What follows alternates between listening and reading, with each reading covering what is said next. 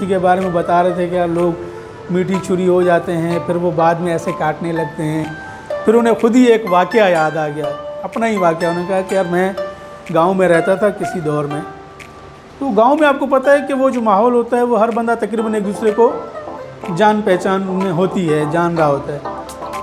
तो कहता है कि मैं एक फ्रूट वाले से मैंने जो है वो खरबूजा लिया। क्या लिया? खरबूजा लिया ना। तो मैंने उसको कहा कि मुझे चेक कराओ कि ये मीठा है या फीका है।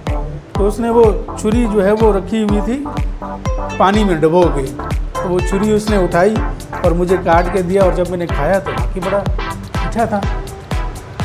तो मैंने कहा चलो ठीक है, ये दे दो। तो जब मैं घर आया, घर पे आके मैंने उससे काटा और खा रहा हूँ तो उसमें कोई जायका ही नहीं है, तो बिल्कुल फीका है। यार ये कैसे हो गया? उसने जब खिलाया था वो तो मीठा था, अब मैं जब काट रहा हूँ तो ये फीका है, ये वजह क्या है? तो कहता है अगले दिन इत्तेफाक हुआ फिर मेरा वहाँ जाने का, तो मैंने उससे पूछा ये, मैंने कहा जो तुमने टुकड़ा खिलाया था वो तो मीठा था, मैंने जाके जब खरबूजा काटा तो वो फीका था, ये वजह क्या है? उसने कहा चाचा ये राज की बात है। ये कहता नहीं मुझे बताओ।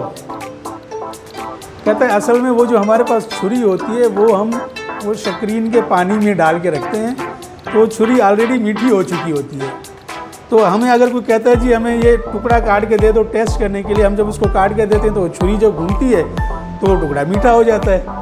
अब बाकी का क्या जाएगा वो तो हमें पता नहीं होता। तो मतलब मीठी छुरी, इंसान भी इसी तरीके से हमें काट रहे होते हैं कि जी मीठी छुरी बन गए।